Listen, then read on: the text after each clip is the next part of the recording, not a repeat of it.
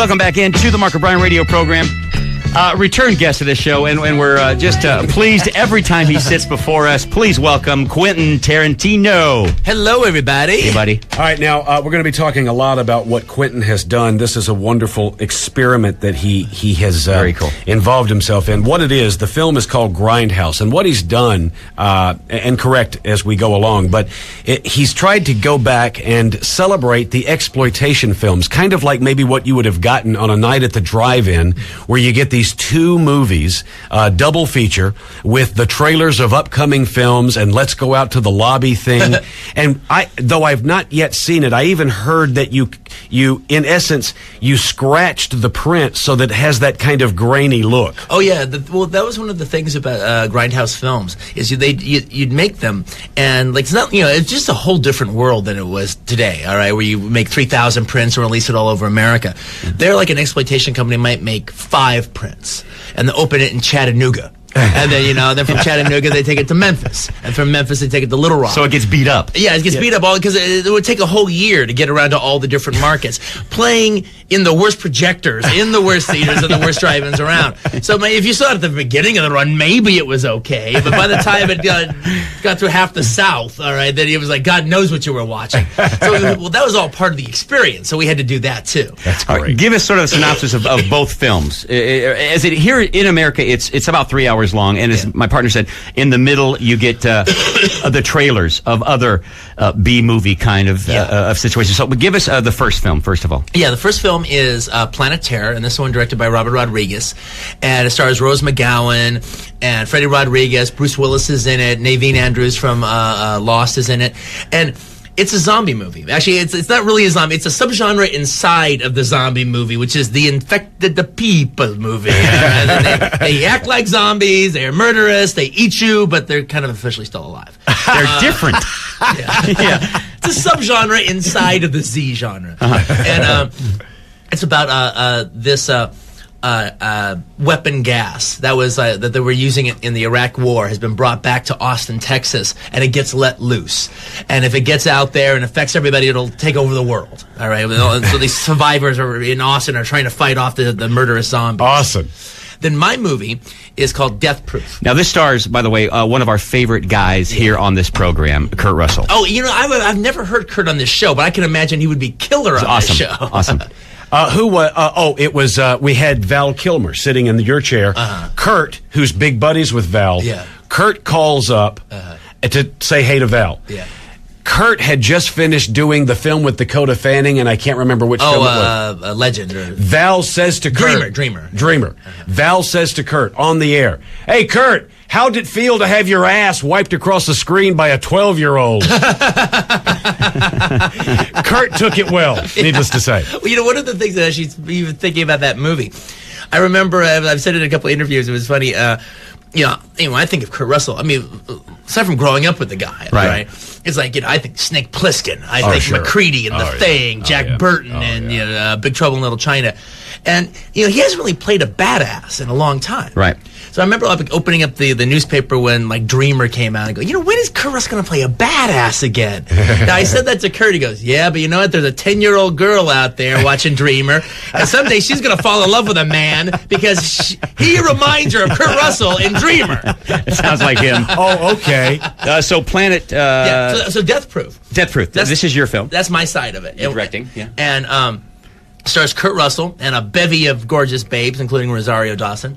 And the thing is, it's kind of like my slasher car film, because basically it's Kurt Russell plays a demented stuntman named Stuntman Mike, who has a death-proof car. And what that is you could pretty much give any car to a stunt team, pay them $10,000. They'll reinforce it and put roll bars in there, and then basically if you're sitting in the passenger seat, you're good to go. Yeah. You could drive it, into a brick wall at 150 miles an hour just for the experience. So his thing is he's a sick puppy. and he likes to see a posse of girls that are out, young girls out and about drinking and everything, kind of follow them around, stalk them for a while, wait till they go out on their Saturday night and get drunk and stoned and whatever they're doing, and then crash into them. Whoa. And kill them all on the drive home. And after he does it, it's like, well, it was just an accident. He happens to have a death-proof car. He doesn't have anything in his system. They're full of drugs. They're full of alcohol. So I guess it must have been their fault. He heals up, goes to another state, does it all over again. Wow. Now, the icing on the cake of this really, really cool cake that you've made is the trailers in between the movies. Yeah. That must have been, I can only imagine, knowing you, it must have been so much fun and maybe hard to throw away the ones you couldn't use, because just to create these trailers, these ideas. Well, the worst part about it for me is I was actually working, I didn't get to do my movie until like a little bit, like, not too late, but, down the line. Later on. So I wasn't actually able to make a trailer. It was my idea to do the trailers in the first place. I even had the first script for a trailer, all right? What was that? Oh, it was like, because we're all doing these genres from the 70s. I'm a big fan of those old Italian crime films from the 70s, like Franco Nero and all those guys. Sure. So I had my own Italian mafia, 70s era Italian mafia movie called The Big Boss of Rome. Maybe someday I'll do that, all right? Yeah. And I had also a sexploitation one that I wanted to do called Cowgirls in Sweden. Okay. I didn't get around to it, but Robert did a really terrific trailer for a film called Machete, starring Danny Trejo, who's in all of his movies. Pretty much know what you're going to get with Machete. Yeah, is the name. And the thing about it is kind of cool is it's like, you've heard of blaxploitation movies. This is a mexploitation movie. Okay. But what's hysterical, and I didn't even think about it until I was at the premiere and saw it in context with everything. Mm-hmm. The story for Machete is the exact same story as the movie Shooter. Oh, wow. I mean, I've seen the storyline. They're even told the same way in the trailers, except Machete looks 15 times better.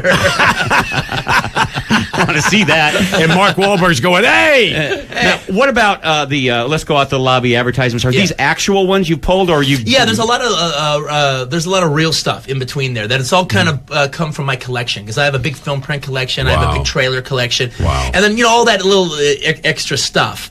And there's one. It's just on for 2 seconds, but it's really cool. You just see this drive-in screen, and it goes, "Get more out of life. Go out to a movie." Good idea. But all the coming in, the psychedelic swirl coming attraction, feature presentation, these Starts Wednesday stuff. That's all real stuff. Will anything there make me want to go out to the lobby? Yeah. Well, yeah. Oh no! As a matter of fact, we actually one of the things I came across this old thing. I think where it was at St. Paul, Minnesota, a theater commercial for obviously like the restaurant right next door to the theater. Wow. And it is like the ugliest pictures of food you've ever seen. So we came up with our own restaurant to feature these pictures. It's like the most disgusting bowl of chili, a salad that can only be called a death salad, a big plate of what looks like Mexican helper. We have to talk about this because it was very Quentin Tarantino, and we thought maybe you did this on purpose to release this film. Exploitation film on Easter weekend. Right. But unfortunately, and as you know, it didn't do that well first weekend at the box office. Now, both my partner and I have come out and said, obviously, it's going to do better as time goes, because there were, I think, 3 family-based films. 4 family-based films. And it's Easter, and it's about kids. And I mean, or could be more different than that. Yeah. Was that on purpose? Yes, we have a reverse streak in us. We like coming in 5th. Actually, 4th. No, 4th. We came in 4th. The repeat came in 5th. We beat our competition. All right, now tell us, and then we'll have to take a break. But how long have you had this idea of 2 drive-in type movies? What is the Grindhouse experience? Well, the thing about it was I remember that. That was so much fun. And sure. And not only that, I even do it myself as like either at my house. I have a film print collection. I'll put 2 films together with trailers. But I've been going for about 10 years. Austin, Texas, and having this little film festival that I do. I bring about 30 prints up and double team them up and with trailers in there, and it's been so much fun. And I also realized, wow, audiences will really love this if I do my job right about almost like I'm making dinner for somebody. If I do my job right and pick the right combination of films, this one hands off to that one. These trailers will get you excited in between time. It's just this kind of growing entertainment experience. And by the end of if you did it right. Yeah. By the end of the night, by the time that last one ends, and if it ends on a high up note, then it's like, wow, what a night I had. And the audience really becomes communal, and they're yelling at the screen and stuff. So we knew this could work if we pulled off our jobs about making the movies good. Right. We could, this experience could be really great. And so but it was actually Robert's idea to do it in modern day. He was at my house, and he was stepping over I have posters all over the floor and stuff, and he was stepping over this cool old double feature poster from the Roger Corman days. It was Rock All Night and Drag Strip Girl. It was a double feature poster. And he goes, I have that same poster at my house. I've always meant to do like a double feature as one movie. I always thought that would be kind of cool. And he goes, hey, why don't you do one and I do the other? And literally, it was... About a year and 3 months later, I'm sitting here right now. Every movie you've done and you've come in to talk about, it always starts off with, hey, I got this idea. I think it'd be kind of cool. It starts with like that with you. Yeah. Oh, no, very much so. Very much so. Yeah, it's like, I always have, it's actually okay for me to do that, because once I sit down and start writing it, then I become really invested, and then it's like, whatever I'm trying to say. It's all personal and it's all this. Right. But, that's once I commit to actually writing it on the page. But what's going to get me to the page, what's going to get me to sit down and do it, is because, oh, hey, this would be a really cool idea. This would be really neat. I want to see this. I'm a good audience member for this. And then that leads me to start writing. And then once I start writing, then I'm connected, and then, everything comes out. This is Quentin Tarantino. He's awesome, and we're going to be coming back. When we come back, we're going to be taking some calls. You'll get to speak with him yourself. So call 800-955-5567. It's the Mark and Brian radio program, 95.5 KLOS. We are back on the Mark and Brian radio program with Quentin Tarantino. Grindhouse is in the theaters now. In fact, this is from the soundtrack from Death Proof. Yeah. Yeah. Chick Habit by April March. Now, I want to tell you before we take some calls and continue to talk about Grindhouse that Kill Bill, Volume 1 and Volume 2, it's hard to top Pulp Fiction. It's hard to top all these things. But that is a movie where I'll have friends over. Have you seen, Kill Bill? Yeah, I heard it's Quentin Tarantino and all, but I'm scared of it. I put that in, and what you have in every project you work on, Quentin, is this: you grab so hard and so firm right away, and you never let go till the end. Oh, thanks. So I know that my friends, and I've done this numerous times, sitting on the couch, I'll put it in. I don't know about this. It's kind of... Do not move until this thing's over. I mean, I love Kill Bill Volume 1 and Volume 2. Oh, thanks a bunch. That's like the film that I worked the hardest on, and it was this big epic, big thing, and I just couldn't have been happier with how it came out. It did well all over the world, and then what's also nice though is, it's been a few years since it came out, so to actually just kind of see, even it did good, but to see its stature kind of even just kind of grow over the years, right. And there was even the thing that was really exciting for me was at a certain point, for at least at least a whole generation out there, they know me for Kill Bill. Not for Pulp Fiction. Wow. So all of a sudden, after Kill Bill came out, I was no longer the Pulp Fiction guy anymore. Let's talk about two things in particular, and these are stuff of legend, and want to confirm both of these things. The first is that you, in essence, were just a gigantic fan of film. And because of that, you worked in a video store, and you just would literally watch every film that was in there, every video that was there. And at some point, you wrote a screenplay. And what was the first screenplay as a video store clerk? What was the first screenplay you wrote? That was True Romance. The first screenplay I ever finished, was True Romance. Okay, stop right there. That film contains literally, and you know exactly what I'm going to say, the greatest scene. The Sicilian speech scene, yeah. Oh my God. Intense. Did you have to rework that, or did that come out of you as it was? It came out because I was messing around with a friend of mine who was Sicilian, and that is a true story, the history of the Moors taking over Sicily and everything. Wow. And we were just hanging out, and I was just goofing on him.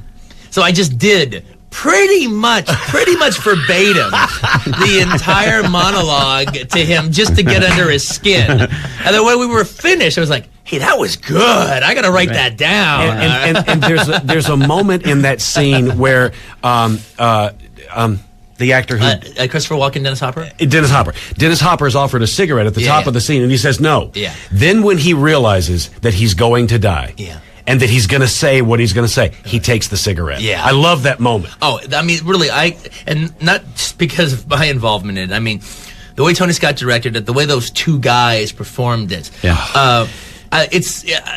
You could put that in a time capsule for future generations to watch when it just comes to acting. Just the whole banana. It was perfect. The Russian roulette scene in Deer Hunter and that scene, same kind of just. Oh man, that's a high compliment. It is. That's high compliment. It's so intense. All right, now the other legendary stuff of myth. You had already made a True Romance, so you had the script for Pulp Fiction, and I think you had written the vampire movie, and you were a big fan of John Travolta's. So it was set up for John Travolta to come to your home. Sort of, kind of. That happened, but the way it happened was this: I was writing Pulp Fiction at the time. I had already done Reservoir Dogs. I was writing my second movie, getting ready to do that, and I was always a huge fan of John Travolta's, and I got together with him. I just, hey, well, let's, I'm casting a movie. I wasn't even casting. That was the deal. I wasn't even casting, so it wasn't like, oh, this is about this movie. I just, I'm a hot guy in town, wants to meet John Travolta. All right, so we have lunch, and we were talking about his career and everything, got to know each other, and we really kind of hit it off. And so I was kind of criticizing him on some of the choices he had made, and, he should care more about his career. Anyway, the point being... You were? Yeah. You were? Yeah. Really? Well, I mean, in a very loving way. It's like, movies need you, so get your act together. Anyway... That's loving it. Yeah. At the time, I cared. Sure. At the time, I was really into collecting board games that have to do with TV shows and movies. Right. And then, I'm fairly newly famous at this point. Right. So I'm thinking, hey, I know a really cool geeky thing to do that only that I can do is now I've got these games. I could actually play these games with the stars of the show. I've met Penny Marshall. I can play the Laverne and Shirley game with her. All right? I've met Oliver Stone. I can play the Platoon game with him. I've got the Buck Rogers game. Where's Gil Gerard? All right, and so. John Travolta be a first victim. So I go, look, I have the Welcome Back Kotter game, What is his face when you mention this? Oh, he's like, really? There's a Welcome Back Kotter game? Yes, there was a Welcome Back Kotter game, and I have it. Would you like to play it? And he said, yes. It's actually called the Welcome Back Kotter Up Your Nose with a Rubber Hose game. But there's a wrinkle to this story that's even bizarre, that's even wilder than that, is when he came over to play the game at my apartment. I lived in an apartment on Crescent Heights, literally in between Fountain and Santa Monica. Between Fountain and Santa Monica. And so the thing about it was, I call his assistant and give her my address. She calls John. He drives over. There's a knock on the door, my apartment door. Open the door. John Travolta standing there, and he goes, "Okay, I'm going to describe your place to you. Past that wall is your bedroom. Your bathroom is off to the side, and it has slightly yellowish and maroon tile. Do you know how I know this? This was the first apartment I lived in when I moved to Hollywood." Wow. That very apartment. That very apartment. Now, he knew when he got the address, he recognized the address right away. He was like, God, I can only hope Quentin is in my apartment. And I was. Oh, wow. And it was, and he said, this is the apartment I became a star in. This is the apartment I got Barbarino in. This is the whole, when I left here, I went and bought a house because I was a star. And did he sit down and play Welcome Back, Kotter? Oh, hell yeah. Who won? He did, actually. Oh, really? Yeah, he won. All right, now, from his side of it, as he recounted this evening, he said that he kind of didn't know what was happening, what was going on, really who you were, and that he played the game with you, and then you started talking to him about the vampire movie, Dusk to Dawn. Yeah. I'm trying to remember exactly what the deal was. I don't think I was talking to him about Dusk Till Dawn, though. I don't think that. I think Actually, I remember, I think I might have even been thinking at that time, I was writing Pulp Fiction. I think I was thinking even at that time of maybe even like Man from U.N.C.L.E. the movie or something like that, you know. I was not talking to him about Pulp Fiction, and at that time, if I had to cast him in Pulp Fiction, I would have been thinking about him maybe like the part that Eric Stoltz played, right? Which is, you know, the drug dealer guy, right? But the reason you have a dinner, and the reason you hang out with somebody, is to kind of get to know them in a way that you know that more than just seeing their past work. Play the welcome back card again. Right, exactly. So, but from hanging out with him, like both at the dinner and then here, it's like, oh wow, he's kind of a little intellectual. You know, he's kind of he's got an interesting take on things. He's very philosophical about a lot of stuff, and that I got to know about him. Well, Vincent is very philosophical, but I actually had written it for another guy. So Vincent was already on the page. Yeah, Vincent was on the page already. Did you have someone in mind? I had somebody in mind, and it was his to turn down. And then love to know who that is. I'll tell you, it was Michael Madsen. Oh, okay, wow, sure. Yeah, I wrote it for Michael Madsen, and then what happened literally was I was writing the damn thing for a year, and 2 weeks before I'm finished, he took a part in that movie Wyatt Earp, and he couldn't do it.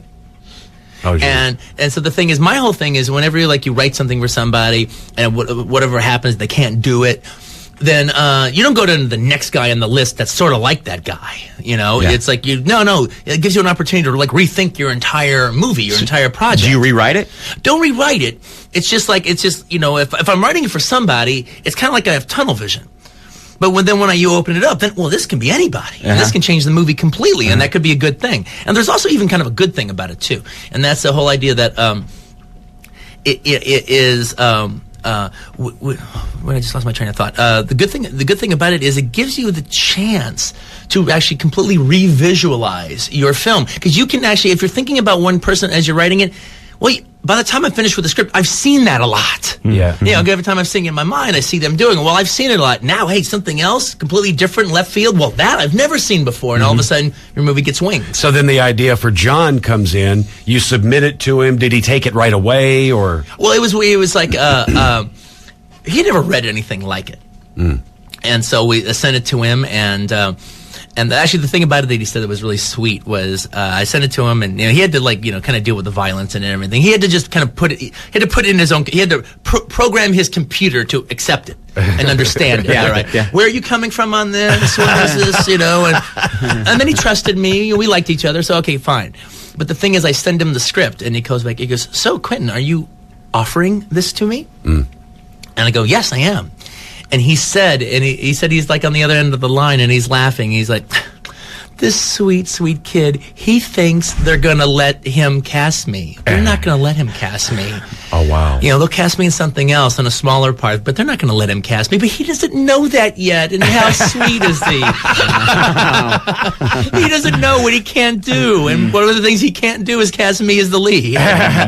So at that point, though, like you said, you were the new hot commodity on the block. You did have the power to cast anybody you choose. Yeah, the thing about it was, I wanted to cast him, and Harvey Weinstein at Miramax was like, "No, we're not casting him." You know, actually, it was. I gave him a whole list of people that I wanted them to approve, and I'm not saying that they would be cast, but you know, if I went that way, yeah, oh, good. He said, "Okay, I'll approve everybody except for John Travolta." Okay. And then I said, "Look, you got to understand, he's probably going to get the role, so you got to get on board." You said this to Harvey Weinstein. Yeah. And here's the thing that made it even tougher. Was it's one thing for me to fight for John Travolta, but the other thing was somebody who was interested in doing it was Daniel Day-Lewis. Oh. And he could not have been hotter and bigger at that time. Huge. And he was, he's a great actor, and he doesn't do anything. Harvey loved him, probably. And they're best friends. Yeah. And it's like, and literally it's like, he doesn't do anything. The fact even that he read the script was, a favor. Yeah, exactly. And so he's really kind of interested in doing it. So when you actually have the hot guy of the moment wanting to do it, and you want to do it with the hot guy of 20 years ago, all right, there in trouble comes into paradise. But I was like, I was like, oh, we got Sean Penn, we can get this guy, that guy, blah, blah, blah. And I go, look, here's the deal. I think John Travolta's a terrific actor. You need to watch the movie Blowout. Fantastic film. Yeah, fantastic film. He's great in it. And I literally said, look, here's the deal. If you don't think he's great in that movie, then maybe we should make this movie together because we obviously don't have the same kind of taste. Sure. And then all of a sudden, John Travolta wasn't such a bad idea. Wow. That is great. We before we take a break, speaking of writing for someone, did you write the role for Bruce Willis in Pulp Fiction? No, as a matter of fact, I'd written for somebody else. And I had a weird perfect. I love him. I know he was magnificent. Yeah. The thing is, it was weird with Pulp Fiction. I had about like 3 or 4 actors in mind as I was writing all those different characters. And literally, it was like either, with the exception of Tim Roth and Amanda Plummer, who accepted the roles right away because I wrote those roles for them. With the exception of them, it was like I was either turned down by the people that I had written the script for, or, and this was like the big thing, everyone wanted a different part than the one that I offered them. All right, if I was like, literally, it was like everybody all the way down the line. So the thing about it was, I had written the part for Matt Dillon, Bruce Willis's part, Butch. And so I I was thinking he's a young boxer and he's this and he's that. And I give it to Matt Dillon. Well, he doesn't want to do the boxer. He wants to do John Travolta's role. He wants to do Vincent. So, and literally it was like I give, John Cusack, I had a role for him. Well, no, he wanted to play the boxer. He wanted to play, everyone wanted to play a different part than what I was offering them. And, but then the thing about it was, met Bruce Willis. And he had read the script. He actually had the script sent to him because Reservoir Dogs was one of his favorite movies of the last couple of years. Had you known Bruce Willis, friends with him at this point? I wasn't friends with him, but what had happened was I went... you never played a board game with him? No, I never. We never played the moonlighting board game. What happened? But I did meet him socially. For a long time, when Harvey Keitel was in town, he would get a house in Malibu and invite all of his friends to come over on Sunday. Well, Bruce Willis was just down the beach a little bit. So I was over at Harvey's house, and all of a sudden, whoa, there's Bruce Willis. Hey, what do you know? And then all of a sudden, at some point, Bruce goes, hey, let's take a walk on the beach. So I go to take a walk. You weren't worried at that point? No. Okay, good. That was, it's like, hey, Bruce Willis wants to like have a little talk with me. It sounds good, all right? And so he goes, so look, I just want you to know that I love Reservoir Dogs. It's a really fantastic film. Me and all my friends, we quote all the dialogue. Anyway, I knew you were going to be here today, so I had my agent get me a copy of your new script. Sensational. I'm in. Whoa. Whoa. But he didn't say I'm in for a certain role? Yeah, here's the thing. He wanted Uma Thurman's part. Here's the deal. He wanted either Vincent or Jules. Okay, sure. All right, the Sam Jackson role. Yeah. He goes, if you change it just a little bit, you don't have to change the dialogue that much. All right, you can change it just a little bit. I can do that. That could be fun. So just think about it. And but I really saw him as Butch, the boxer. I really saw him. Did you say that at that moment? Yes, I did. But he kind of had his eye on the prize there and everything. So I didn't, I'm like, okay, let me think about that. Let me really take it seriously and see if I can go that way. But what I liked about him for Butch was the idea that, like, I'm big fans of some of these cool hard-boiled 50s actors like Aldo Ray or Ralph Meeker. And one of the things that Bruce Willis has that I love is the fact that he could have been a star in the 50s. He could have been in the same category as like Glenn Ford or something like that. There's not that many men out there making acting in movies to begin with. But the fact that he's one of the only guys that I could see being a star in another era. I mean, in that manly, barrel-chested kind of way. And I go, wow, he looks like a boxer. He looks like a boxer in a 50s movie. And I go, hey, he could be really good for this. So I thought about it, and I called him up and I said, look, here's the deal. I don't think I'm going to go that way with Vincent. He goes, hey, it's okay, no worries. Just let me know when you have something else. I go, you need to be in the movie. You get it. You get where I'm coming from. You get my voice. Look, I think you're perfect for the role of Butch. All right, and it's the second lead, man. And it's a great role and everything. Look, do me a favor. If you like my stuff and if you like the script, I know you were thinking about the other thing. You didn't want to take me off the hook, and I didn't belong off the hook. Well, now I'm off the hook on it. All right. Read it tonight. Read it one more time with just your idea about if you want to play this guy. And then tomorrow morning, give me a call. Yes, no, it's all good. It's all good. No worries. But just consider it tonight, and that's it. Yeah. And he goes, okay, I'll do that. I'll do that for you. All right. And then the next morning, I get the call. I call him up, and he's like, Hey, Quentin, so I want to tell you, in the Bible, the shortest sentence in the Bible is, Jesus wept. I'm going to say the shortest sentence in Hollywood. I'm in. Wow, that's just fantastic. It had to be hard for you on that beach when he wants to play either this role or this role. Oh, it was hard. Because he would have been great at both of them. You know, it's like every once in a while you have these little tests where you find out how much of a man you are, how much of an artist you are, how much integrity you have. And that was one of them. Because you were prepared to say no to Bruce if he didn't take the boxer. You weren't going to give him Vinny. That's balls. Yeah, and especially when he would have been good in it. Yeah. It just wouldn't have been perfect. Yeah. It wouldn't have been just bah. And it's got to be that. In case you don't know, Quentin Tarantino is here. We have to do business. We're going to come back and we'll do our best to open up some of the phones and let you get your questions into Quentin. Stay where you are. Grindhouse is in theaters. We'll talk more about that. It is the Mark and Brian radio program. 95.5 KLOS. Welcome back in. Mark and Brian radio program. With us today is our friend Quentin Tarantino. He has a new film in theaters now, and if you've not heard about this, it's a wonderful experiment.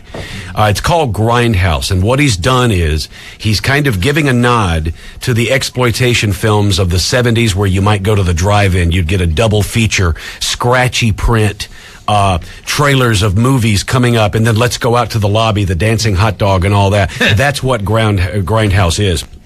And so we'll get more into that, but we did want to open up the phones and let some folks talk to you. So let's go to Brian on line 11, because we talked a lot about Pulp Fiction. Yeah. Brian, you're on the air. Hey, how you doing? Hey, Brian. It's Quentin. Long time ago when Pulp Fiction came out there, and me and my friends were going back and forth. We were way into it, you know. A little younger there. And there was the myth about the Band-Aid on the back of the neck and that being his soul taken out by the devil. Yeah, Is there any truth to that? I don't weigh in on that because it's become its own mythology now. And my whole thing about it is I always leave a lot of unanswered questions in my movies, and I try to make them pretty obvious. So it's like if I wanted to answer it, I would have. So, but part of the reason I do that, I think it's actually playing fair. I think it's cool. I love the idea that everybody who sees my movie, they have to fill in a few little blanks. And by you filling in the blanks of what this means or what that means or what happened here or what happened there, then everybody has seen a slightly little different movie in their head. And if I go and I say, well, here's what it was about the Band-Aid, it was da-da-da-da-da-da-da, then whatever you and your friends have thought about for the last 12 years, you're going to throw away and take my take on it. And I don't want that to ever happen. I want whatever you came up with is true. That's what happened in Pulp Fiction as far as you're concerned. Well, let me ask you this. What was your idea with the Band-Aid? I can't say it. It's pretty cool. It was great when you open the briefcase and that light shines out of it, and it's beautiful, man. I want to throw out a Hitchcock thing that I discovered, and I want to see if you think in these terms as a filmmaker. Sure. I had noticed in all of Hitchcock's films that there's eating. There's always the consumption of food in every one of them. So I started kind of looking around to see if he had ever made a comment about that. And finally, I found an interview he did with a British magazine where he said, as a filmmaker, my job is to relate to the audience. And some people use sex. I find that a lot of people don't have sex, and many of those that do don't enjoy it. The one thing that we as human beings do, and we all enjoy, is consume food. So when I have a scene where there's just two talking heads giving information, I'll have them eat food. People seem to relate to that. When you're preparing a film, writing a movie, doing the thing, are you working in, not so much in the food area, but are you working in ways like that where you think that there's a certain way this has to be presented? You know, it's funny because that's actually a really interesting whole quote you just came back from Hitchcock. It's funny. That all works out, but it usually is a little bit more subconscious than that. All right, I'm like, I'm going to set this scene at a diner or to this or that, even though I always have scenes in restaurants where people are sitting around talking and eating. But that's just usually, that's like a communal way. That's a way in our society that we communicate and like we share social experiences and everything. So to me, that's just all part of the social experience of, of living. Especially friends, friends sharing time together. I'm always having scenes where people are talking in cars and people are talking in restaurants because you know what? That's most of the place where most people, unless you're married, that's where most people talk, right? In their cars, in their restaurants. I can't wait to hear the answer to this question, and I don't think we've ever asked you it. Thomas on line 8. Thomas, with your question. Hi there. I was wondering, Quentin, what is your favorite movie of all time and why? Oh, man. Well, that's easy. That's an easy question for me. My favorite movie of all time is Sergio Leone's The Good and the Bad and the Ugly. Jeez. It's just a masterpiece. And why? I'll just cut to the chase on that, on the why. I think it's the most perfect movie ever made. I think it's the single greatest. That's high praise. I think it's the single greatest achievement in the history of cinema. Why? There's all these aspects about it. One, it's to me, it's the only 100%, even more than. Even as much as I love it, much more so than Lord of the Rings, of a trilogy. Because a trilogy needs to work, one way in particular. It needs to, each movie needs to almost both reinvent and actually obliterate the last movie, okay? So you keep going higher and higher and higher. Right. And a lot of trilogies, they fall apart in that third movie. The second one makes the leap from the first one, like, say, the Mad Max trilogy. Let's say a lot of movies. Right. You can do that second one. But now to actually dwarf the second one with a third one that's even bigger and greater and more beyond, that's really never 100% happened with a complete trifecta. And Sergio Leone did it. Not only that, he has these three magnificent characters. That movie's got some of the greatest dialogue I've ever heard in a movie, which is even weird because it was written in Italian and translated in English. But one of my favorite lines of all time in The Good, the Bad, and the Ugly is when Clint Eastwood has the gun, he's talking to Eli Wallach, and he goes, "There's two kinds of people in this world. Those with loaded guns and those who dig. You dig." Who was that? And then it ends with the greatest ending to me in history is that bullfight musical thing. I mean, it's like you watch this 3-hour movie. You've seen the Civil War in one shot. You have humor, gallows, black humor, violence, and action, great iconic performances. Eli Wallach is so amazing and it's unbelievable. And then you have the greatest ending ever, the greatest piece of music ever in cinema, the greatest gunfight ever. By the way, it's his third gunfight he's done in the series, and he tops it all. I mean, I can't imagine ever doing something that great. Wow. How old were you when you first saw the movie the first time? I actually think I saw it really young. I think I saw it, not that it had the impression on me that it has now, but I think I saw it when I was about 4 or 5. Because my mom was really into Clint Eastwood. So I saw the Dollars movies pretty much when they came out. Right. Quentin Tarantino is here. We must do business. We'll come back for another short visit with Quentin, talk more about Grindhouse in theaters now. Stay where you are. It's the Mark and Brian radio program, 95.5 KLOS. 95.5 KLOS. This watch was on your daddy's wrist when he was shot down over Hanoi. He was captured, put in a Vietnamese prison camp. He knew that if the ever saw the watch, it'd be confiscated, taken away. The way your dad looked at it, this watch was your birthright.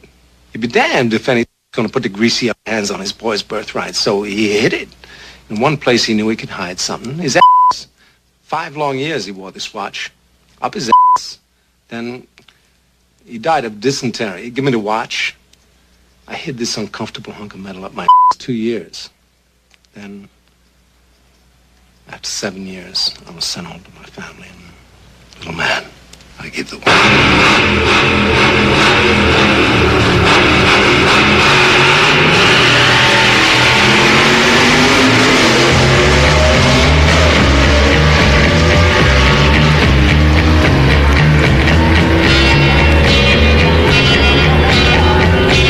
We're back, the Mark and Brian radio program with a very special guest, Quentin Tarantino. And my partner just asked a great question off the air, and I don't know why this hasn't happened. He asked if you've done the Actor Studio yet. Yeah. Who better? I would love to do it. They had Martin Lawrence on it the other day. I mean, I think you need to be doing this. Yeah, actually, I would love to hear James Lipton. All right, you know, I think it'd be great. salivate all over Martin Lawrence. That would be very funny. But please do it. Lavish him with his tongue. You know. But you said you'd love to do it. I would love to do the Actors Studio. You'd be great. All right, well, just a last couple of things, a couple of fun facts that you might not have known about Quentin. I never really noticed this myself, but it says here that your trademarks in films many times include suitcases, and that your main characters usually die in their films. Why suitcases? I hadn't noticed it as a motif in particular. Suitcases. Let me think. I guess they're right. Well, it's like, how the hell else are you gonna carry something from one place to the other and have it concealed? Okay, so there's a logic. Yeah, it's like, you know, there's the whatever it is in the briefcase, right? All right, in Pulp Fiction. There's the diamonds are in a little bag in Reservoir Dogs, and there's the money exchange in Jackie Brown with all the flight bags and everything. But I think Jackie Brown might have been the end of my suitcase motif. It's my suitcase trilogy. Also, another couple of facts, and these were both pretty good. You're born in Tennessee, and you were named after Burt Reynolds' character on Gunsmoke, who was named Quint. Yeah, Quint Aspire, yeah. My mom was 16 when she had me, and she had a crush on Burt Reynolds at the time. And he played a half-breed Indian, and my mom's a half-breed. And so she just loved him. Yeah, she just loved him. And the thing about it was, but actually, it wasn't just a slam dunk on Quentin. She had to decide, was she going to name me Quentin or Burt? I could have been a Burt. I came damn close. I came dangerously close to being a Burt. Burt Tarantino. Burt Tarantino. All right, well, unfortunately, we are out of time. The film that is in theaters now is a wonderful experiment, and I, for one, can't wait to sit down and enjoy it. It's called Grindhouse. This is a kind of a nod, a tip of the hat to the drive-in experiences of the 70s where, as Quentin described, they would make 5 prints and it would go to 300 cities. By the time you saw it, you could barely tell what was on the film because there were so many scratches.